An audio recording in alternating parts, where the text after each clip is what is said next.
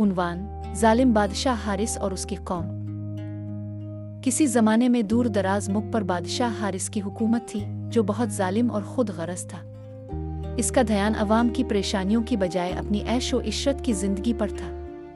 इसके गुरूर की इंतहा ये थी कि वो अवाम को महज टैक्स जमा करने का ज़रिया समझता था।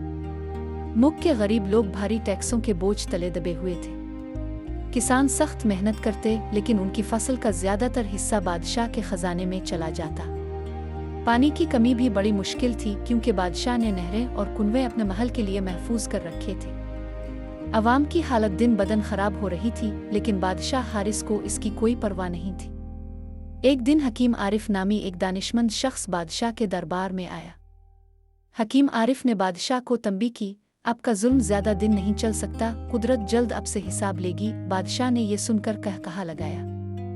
बादशाह ने कहा, मेरे पास फौज, खजाना और ताकत है, कौन है जो मुझसे हिसाब लेगा? हकीम ने संजीदगी से जवाब दिया। हकीम आरिफ ने कहा, कुदरत का इंसाफ सब देख रहा है, अवाम की फरियादें आसमान तक पहुंच रही हैं। बादशाह ने इसे नज़रअंदाज किया। बादशाह के महल में दावतें चलती रहें और अवाम की हालत मजीद खराब होती गई। लेकिन कुछ वक्त बाद मुल्क में कहत पड़ गया। बारिश न होने से फसलें भी ना उगे और पानी के ज़खायर खुश्क हो गए। यहाँ तक कि महल में भी पानी की कमी होने लगी। बादशाह को पहली बार अपनी गलतियों का एहसास हुआ और अपने वजीरों को बुलाया। एक बूढ़े वजीर ने कहा, यह आपके जुल्म का नतीजा है।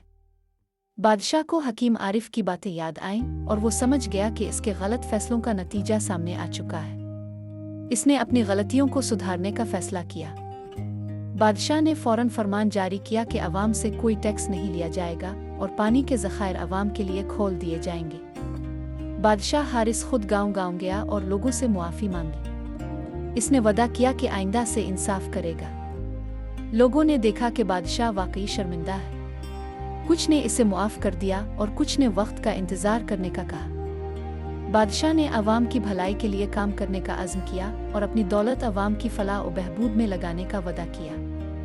कुछ दिनों बाद बारिशें हुईं, ज़मीन सरसब्ज़ हो गई और फसलें फलने लगी। अवाम की हालत बेहतर हुई और खुशहाली लूट आई। बादशाह हारिस ने इंसाफ और ईमानदारी से हुकूमत करना शुरू कर दिया और मुल्क में अमन और सुकून बहाल हो गया। कहानी का सबक यह है कि जुल्म और नाइंसाफ़ी का अंजाम हमेशा बर्बादी होता है।